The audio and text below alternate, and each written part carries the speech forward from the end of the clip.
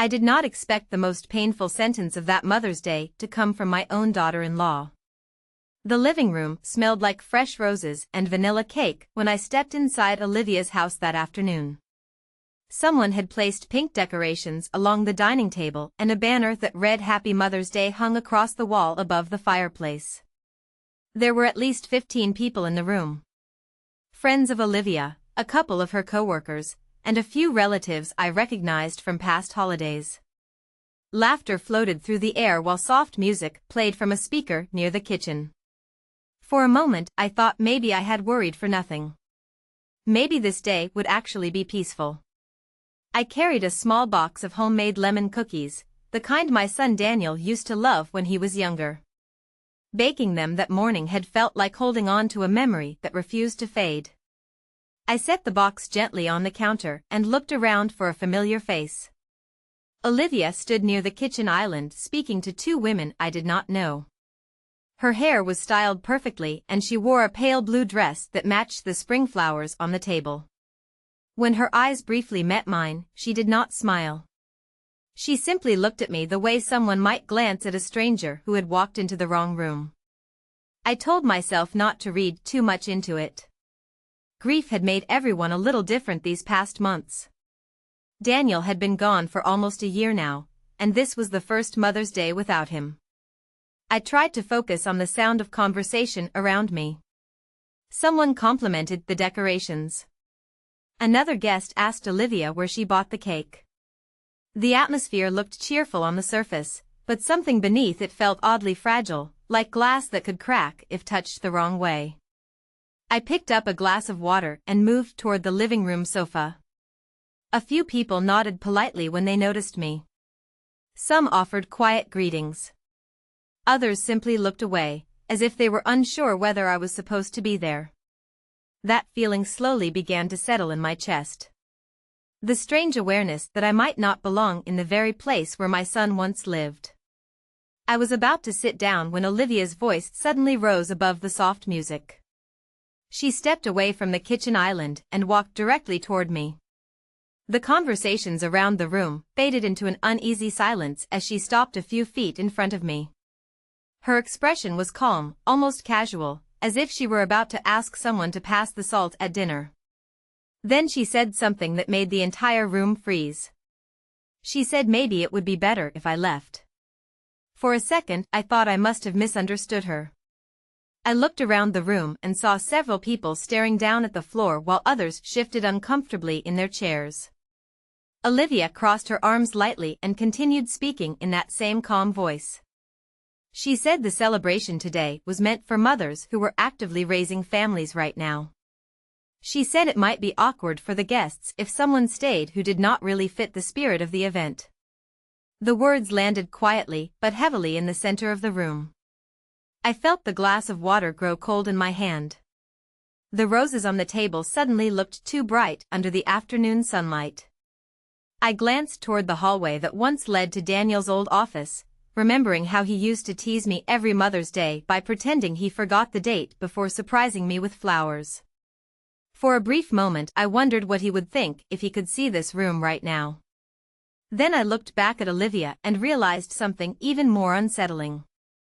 She truly believed she had the right to tell me that I did not belong here. I stood there for a moment holding the glass of water while the room remained strangely quiet around us. Olivia did not raise her voice and she did not look angry. That almost made it worse. She spoke the way someone might explain a simple rule that everyone should already understand. I noticed how several guests avoided looking at me. One woman pretended to adjust the flowers on the table while another quietly reached for her phone as if suddenly very busy. The music from the speaker continued playing softly, but it now sounded distant, like something happening in another house entirely. I took a slow breath and placed the glass of water on the nearby coffee table because my hand had started to tremble slightly. I did not want anyone to notice that. I had spent 65 years learning how to remain calm when life delivered unexpected moments. Still, I could not ignore the strange feeling pressing against my chest as I looked around the living room that once belonged to my son. Daniel had bought this house 6 years earlier. I still remembered the day he showed it to me for the first time. He had stood in the driveway grinning like a proud child and said that one day the house would be full of family gatherings and laughter. That memory drifted through my mind now like a quiet echo from another life. I glanced toward the dining table where the pink Mother's Day decorations were arranged carefully beside the cake. Someone had written Happy Mother's Day in white icing across the top. The words suddenly felt ironic. Olivia shifted her weight slightly and folded her arms more tightly as she waited for my response. Her expression suggested she expected me to understand and quietly collect my things. For a moment I wondered if perhaps I had misunderstood her earlier message about the celebration. She had sent a short text 2 days ago simply saying the party would begin at 2 in the afternoon. There had been no warmth in the message, but there had also been no warning that I should stay away. I slowly looked back at her and asked in the calmest voice I could manage whether she truly believed I should leave my own son's home on Mother's Day. The question seemed to make several people shift in their seats again. Olivia did not hesitate. She said this was no longer Daniel's house in the way I might imagine. She said that life had changed and the celebration today was meant to reflect the future rather than the past. The way she said those words carried a quiet certainty that made the room feel colder. I noticed a man standing near the hallway who had been Daniel's college friend. He opened his mouth as if he wanted to say something but then closed it again. No one stepped forward. No one challenged her. The silence in the room began to feel heavier with every second. I looked down briefly at the small box of lemon cookies I had placed on the kitchen counter earlier. Baking them had taken almost an hour that morning. I had carefully measured the sugar and lemon zest the same way Daniel liked them when he was younger. Suddenly the box looked like something that did not belong there anymore. I felt the faintest hint of embarrassment creeping up my neck, but I refused to let it take control of the moment.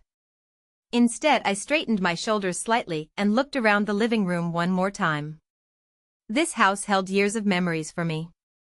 Holidays. Sunday dinners.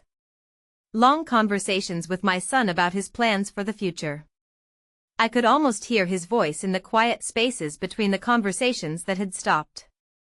Then I realized something else that made the situation even stranger. Olivia seemed completely confident that nothing and no one in that room would question her decision. She truly believed she had already won whatever silent argument this moment represented. And perhaps she thought that because she did not yet know something Daniel had once told me about surprises and timing. I noticed the way the room changed after Olivia finished speaking. No one rushed to defend me, but the silence itself began to feel louder than any argument could have been. I could hear the quiet ticking of the wall clock above the fireplace and the faint hum of the refrigerator in the kitchen. Small everyday sounds that suddenly felt magnified because everyone was pretending nothing unusual had just happened. I slowly looked around the room again. Daniel's college friend Mark still stood near the hallway with his hands in his pockets, staring at the floor as if he had lost something important there. A woman near the window cleared her throat softly but said nothing. It was the kind of silence that happens when people are uncomfortable but unsure how to intervene. Olivia seemed perfectly calm inside that silence. She gave a small polite smile toward the guests as if she had simply asked someone to move their car out of the driveway. Then she looked back at me and nodded toward the front door. The gesture was subtle but unmistakable. It meant the conversation was finished.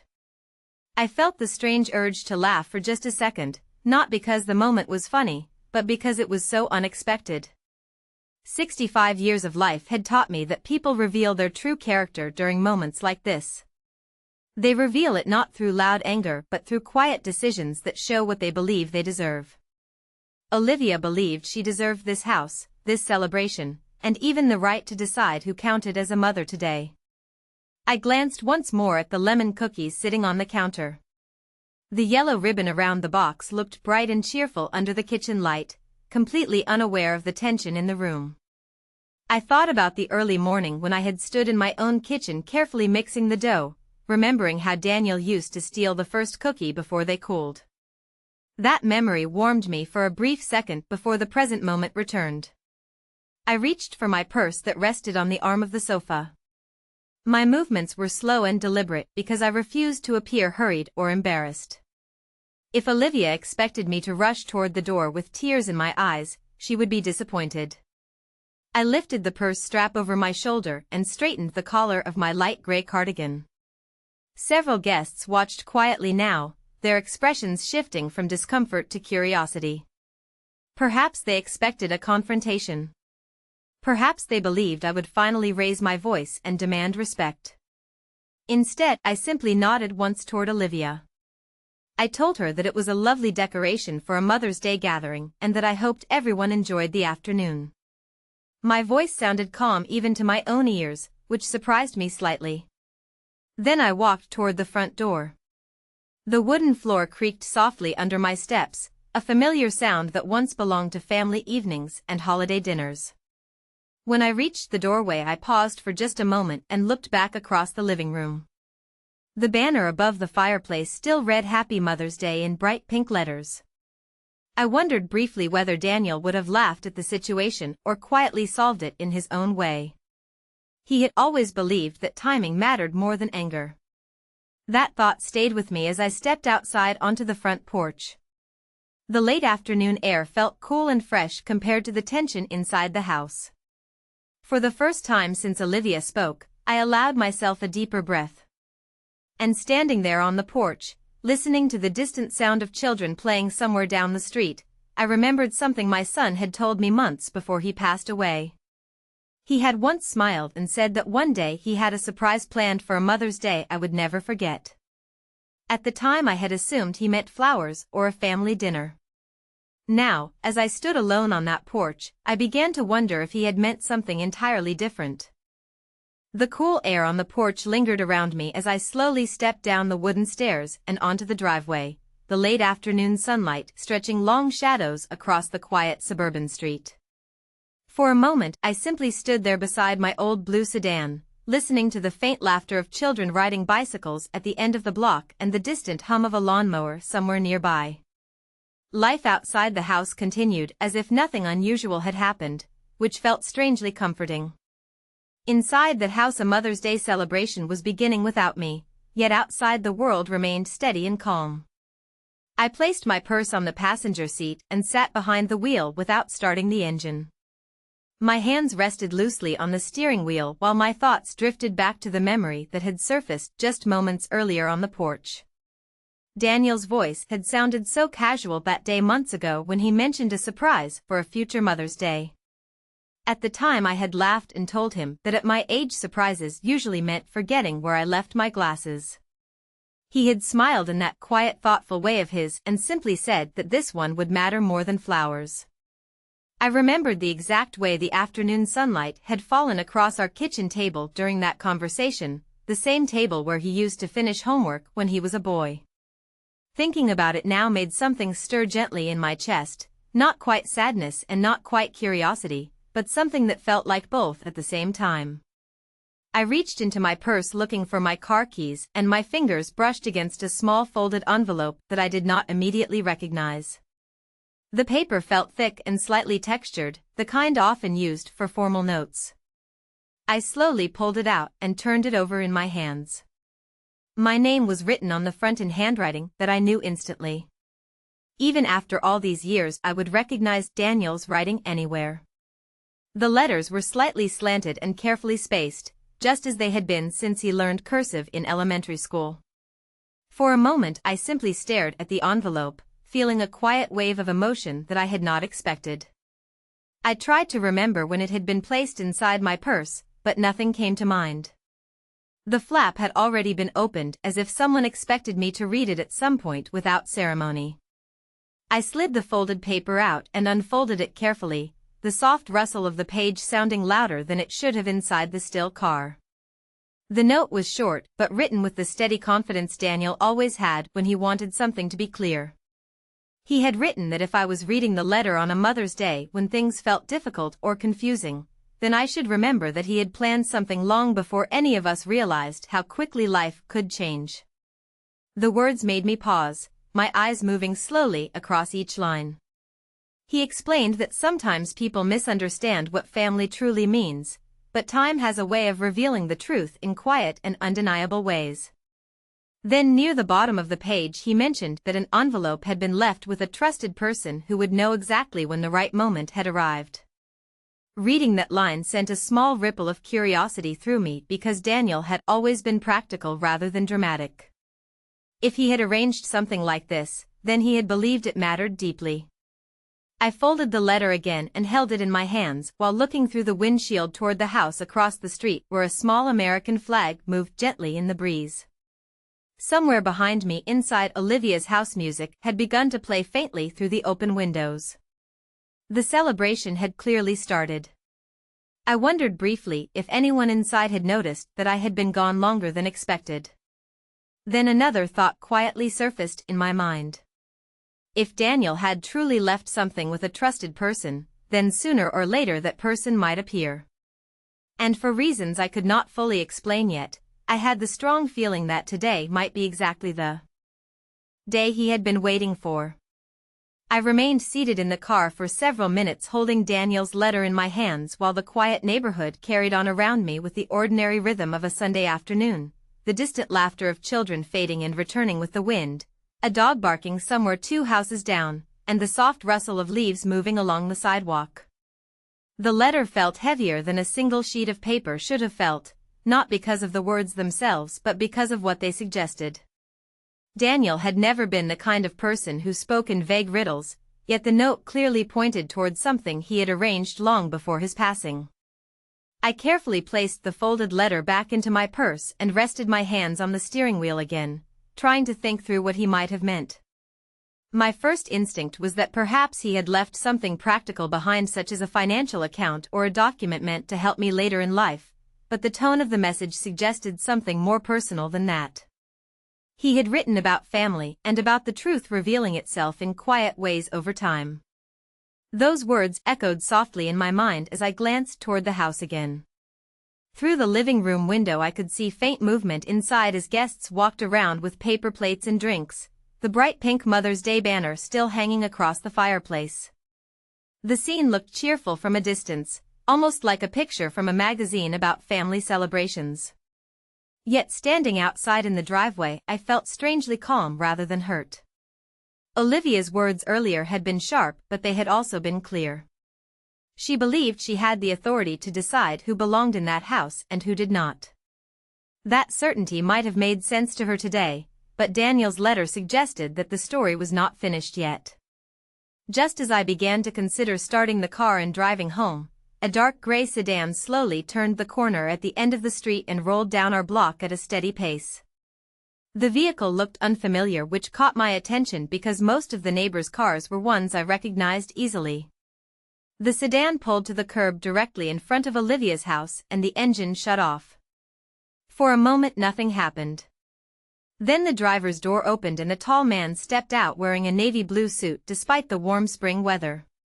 He looked to be in his early 50s with neatly combed brown hair and the kind of composed posture that suggested he was accustomed to formal situations. In his hand he carried a slim leather folder. He paused on the sidewalk and glanced briefly at the house before turning his head toward the driveway where I was sitting. Our eyes met for a second and he offered a polite nod as if he had already expected to find me nearby. That small gesture immediately stirred my curiosity. The man walked up the driveway with calm, purposeful steps until he reached the side of my car. I rolled the window down halfway, unsure whether to greet him or ask what he needed. Before I could speak he introduced himself in a warm professional voice and said his name was Robert Langford. He explained that he was an attorney who had worked with Daniel several months before my son passed away. Hearing Daniel's name spoken so naturally made my chest tighten slightly with emotion. Mr. Langford continued by saying that Daniel had asked him to deliver a specific document on a future Mother's Day when the timing felt right. As he said those words he gently lifted the leather folder in his hand. The late afternoon sunlight reflected faintly off the smooth surface of the folder as he added one final sentence that made my heart pause in quiet astonishment. Daniel had insisted that when this moment arrived the document should be presented in the presence of everyone gathered inside that house because he believed the truth deserved to be heard by the entire family. For a few seconds I remained completely still inside the car, absorbing what Robert Langford had just said while the quiet street around us seemed to fade into the background. The words sounded simple on the surface, yet they carried a weight that immediately stirred both curiosity and something deeper in my chest. Daniel had arranged for this moment, and he had specifically chosen Mother's Day for it to happen. I slowly opened the car door and stepped out onto the driveway, the warm afternoon air brushing against my face as I stood there looking at the leather folder in the attorney's hands. Mr. Langford waited patiently without speaking, the calm confidence of someone who had delivered many important messages in his career. I asked him gently if Daniel had explained what the document contained. The attorney offered a respectful smile and said that Daniel had been very clear about one detail. The document was meant to be read aloud to everyone gathered inside the house, not privately in the driveway. Daniel had told him that when the time arrived the entire family should hear it together because it would clarify certain misunderstandings that might arise in the future. Hearing that made me glance again toward the living room windows where music and laughter drifted faintly into the afternoon air. Inside that house people were celebrating Mother's Day with cake and decorations, completely unaware that a carefully planned message from my son was waiting just outside on the driveway. I felt a strange mixture of hesitation and calm determination settle inside me. Part of me wondered whether walking back inside would simply create another uncomfortable scene with Olivia, yet another part of me remembered Daniel's steady handwriting in the letter and the way he had written about truth revealing itself in quiet ways. Mr. Langford seemed to notice the brief conflict in my expression because he spoke again in a gentle voice.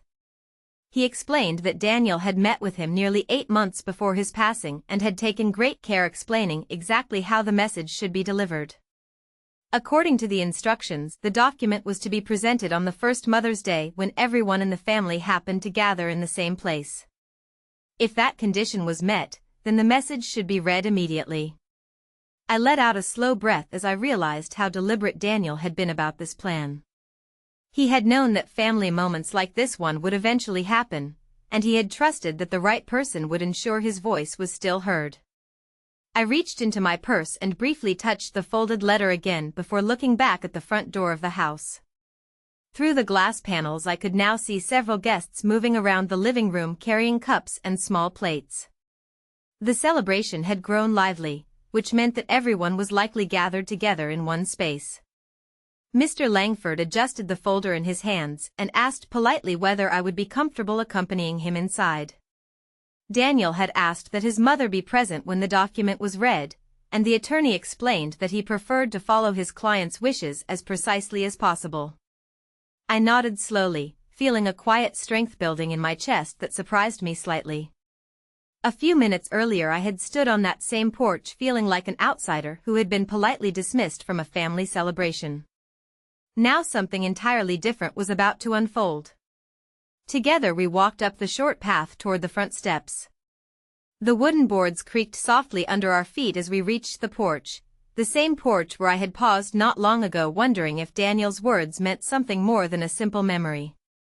As Mr. Langford lifted his hand and knocked gently on the front door, I had the unmistakable feeling that the afternoon inside that house was about to change in a way none of them expected.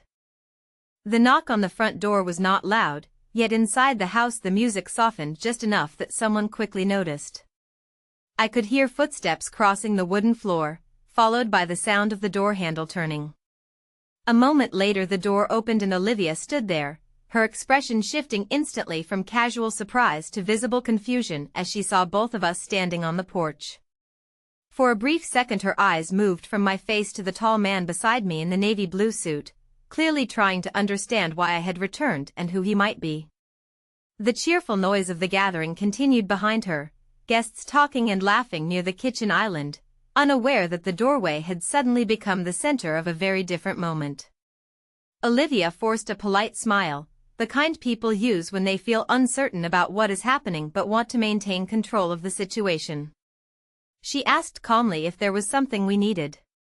Before I could speak, Mr. Langford introduced himself in the same steady professional tone he had used outside. He explained that his name was Robert Langford and that he had worked with Daniel several months before Daniel passed away.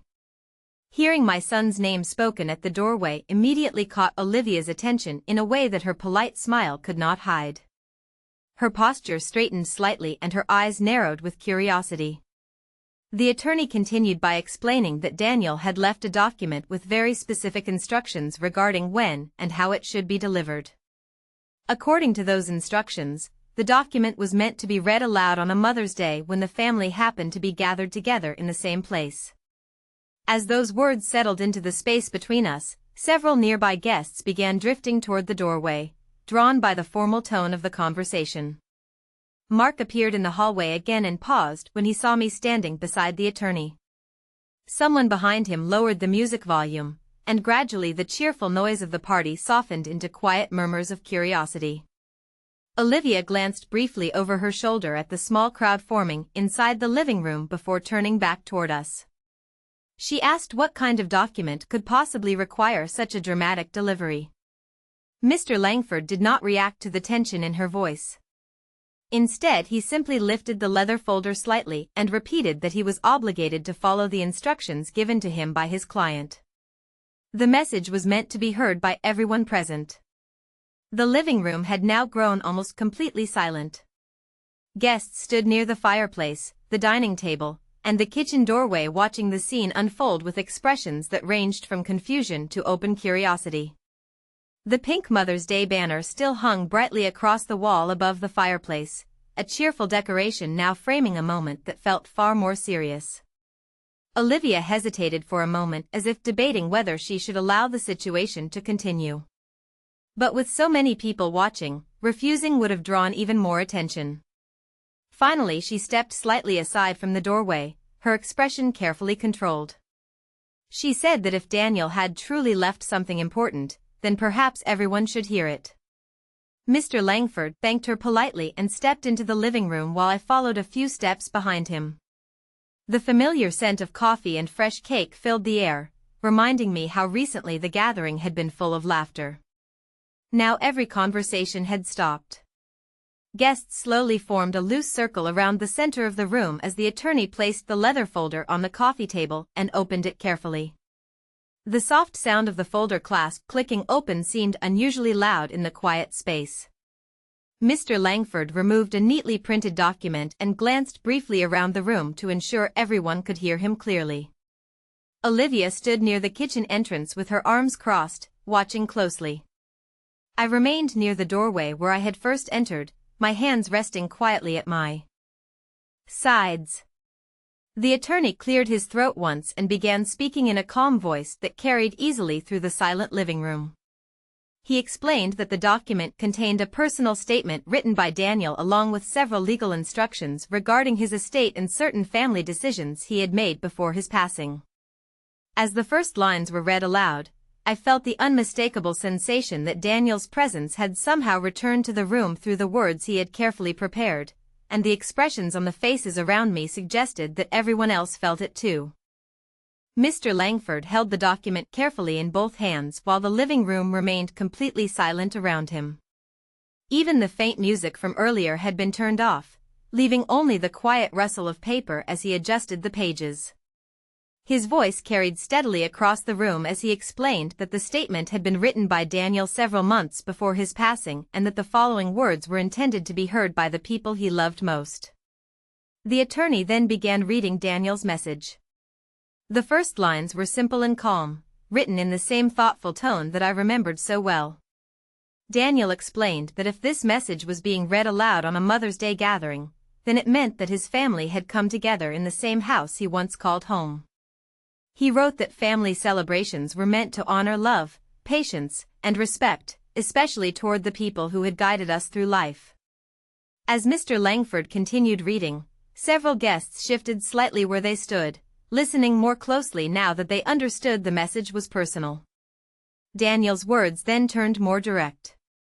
He wrote that during his lifetime he had always believed that the bond between a parent and a child did not end with adulthood or marriage. A family grows when new people join it, but the foundation of that family must always be built on respect for those who were there from the beginning. Hearing those words created a subtle ripple of tension in the room. I noticed Olivia's arms tighten slightly across her chest while she continued watching the attorney with an expression that was growing less confident. Mr. Langford turned to the second page and continued reading. Daniel explained that he had taken time to arrange several legal matters before his passing because he wanted to protect the balance of the family even after he was gone. He wrote that misunderstandings sometimes occur when people believe that ownership of a house or property gives them authority over relationships. According to Daniel's message, a home is not defined by the person who holds the keys but by the people whose love built the walls and filled the rooms with memories. Several guests exchanged quiet glances as those words settled into the room. Mark slowly shifted his weight near the hallway, clearly aware that the message was beginning to touch on something very specific. Mr. Langford then reached the section of the document that explained Daniel's legal decision. Daniel had written that although he and Olivia had shared the home together, the property itself had originally been purchased with a combination of his savings and a financial gift from his mother many years earlier. Because of that history, he had chosen to structure the ownership of the house in a particular way. The attorney paused briefly before continuing with careful clarity. According to the legal documents Daniel had signed, the house would remain jointly tied to his mother for the rest of her lifetime. This meant that no one living in the home could legally exclude her from it or claim full authority over who belonged there. The quiet in the room deepened noticeably after those words were spoken. Olivia's expression changed in a way that suggested she had not expected to hear anything like this. Mr. Langford calmly continued reading Daniel's final paragraphs. Daniel wrote that his intention was not to create conflict but to protect the people who mattered most to him. He wanted his mother to always feel that she had a place in the home where so many family memories had been created. He also wrote that true family strength comes from kindness and respect rather than control. As the attorney lowered the final page, the room remained silent for several long seconds. Guests stood completely still, absorbing what had just been revealed. I remained near the doorway where I had entered earlier, feeling a quiet warmth in my chest as Daniel's carefully chosen words lingered in the air. In that moment it felt as if my son had found a way to speak directly to the room one more time, reminding everyone present that the meaning of family could never be decided by a single person. For several long seconds after Mr. Langford finished reading Daniel's statement, the living room remained completely silent. No one moved, and no one spoke.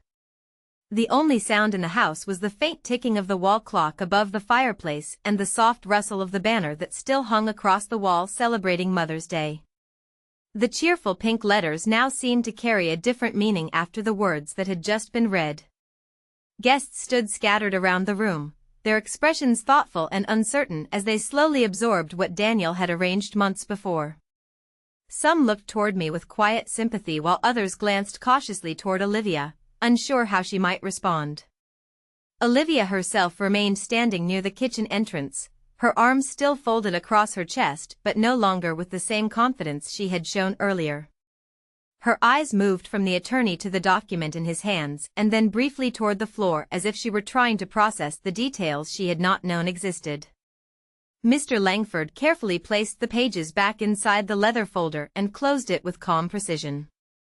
He explained in a steady voice that the legal structure Daniel described was already registered and fully valid. The house would remain shared in a legal sense with Daniel's mother for the duration of her lifetime, ensuring that she would always have the right to be present there whenever she wished. He emphasized that Daniel had made the decision thoughtfully and without pressure, believing it would preserve harmony within the family rather than allow misunderstandings to grow over time. As those final clarifications settled into the room, the tension that had filled the house earlier slowly shifted into something quieter and more reflective. Mark stepped slightly forward from the hallway and gave me a small respectful nod, as if acknowledging that Daniel's message had carried exactly the weight he intended. Several guests began to speak softly among themselves again, though their voices remained gentle out of respect for the moment. I stayed where I was near the doorway, feeling a calm warmth settle inside my chest. The earlier sting of being asked to leave had faded, replaced by the simple awareness that my son had cared enough to protect my place in the family long after he was gone. I did not feel anger toward Olivia. Instead, I felt something closer to understanding, the kind that comes when time reveals the deeper layers of a situation. Olivia slowly uncrossed her arms and looked across the room toward me. Her expression had softened, and although she did not speak immediately, there was a quiet recognition in her eyes that the moment had changed the atmosphere of the gathering. After a brief pause, she stepped closer and said that perhaps everyone should return to the celebration. Her voice sounded calmer now, no longer sharp with authority but steadier, as if she were adjusting to the reality that the house belonged to more than one person's decisions. Guests gradually moved back toward the dining table where the cake and coffee had been waiting untouched for several minutes. The music returned at a lower volume, and conversations slowly filled the room again, though the tone remained thoughtful rather than festive. Mr. Langford approached me before leaving and said that Daniel had spoken with great respect about his mother during their meetings. He believed that the message would not only protect legal matters but also remind the family what kindness and gratitude truly meant. I thanked the attorney quietly and watched as he stepped outside to his car. When I turned back toward the living room, the house no longer felt like a place where I had been asked to leave. Instead, it felt like the same home where Daniel had once laughed during family dinners and holiday mornings. I walked slowly toward the kitchen where the lemon cookies I had brought earlier still sat on the counter tied with their yellow ribbon. Olivia noticed them at the same moment and gave a small thoughtful smile. Without another word, she reached for 2 plates and set them beside the cookies, inviting the guests to share them with the rest of the dessert. As people gathered around the table again, I realized that Daniel's final gift had not only protected my place in the house but had quietly reminded everyone that a family grows stronger when respect is shared rather than taken away. And standing there in the soft afternoon light of that Mother's Day, I felt certain that my son's voice had been heard exactly the way he had hoped.